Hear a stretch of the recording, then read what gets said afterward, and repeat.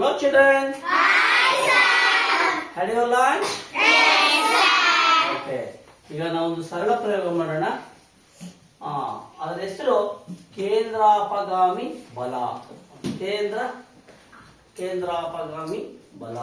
ಕೇಂದ್ರದಲ್ಲಿ ಒಂದು ವಸ್ತುವನ್ನು ಇಟ್ಟಾಗ ಇಲ್ಲಿ ನೋಡ್ತಾ ಇದ್ದಲ್ವಾ, ಒಂದು ಪೈಪ್ ಇದೆ, ಒಂದು ಚಿಕ್ಕ ಕಲ್ಲು ಮೇಲ್ಗಡೆ ಕಟ್ಟಿದೀವಿ, ಕೆಳಗಡೆ ದೊಡ್ಡ ಕಲ್ಲನ್ನ ಕಟ್ಟಿದೀವಿ.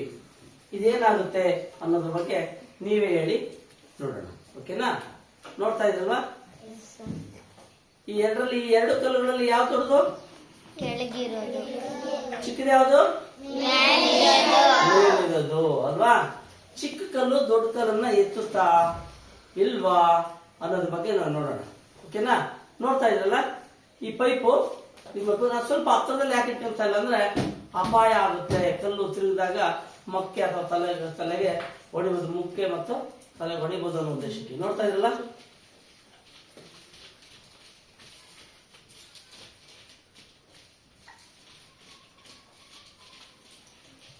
ಏನಾಯ್ತು?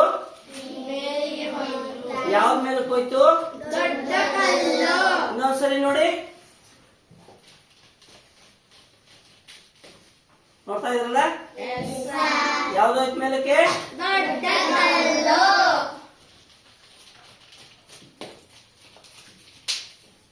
ಎಸ್, ನೋಡಿದ್ರಲ್ಲ, ಇದು ಕೇಂದ್ರಾಪಗಾಮಿ ಬಲ. ಅದರ ಒಂದು ಚಿಕ್ಕ ಕಲ್ಲು ದೊಡ್ಡ ಕಲ್ಲನ್ನ ಹೇಗೆತ್ತುತ್ತೆ.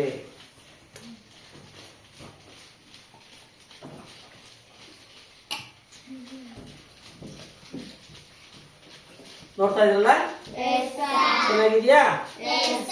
Okay, thank you.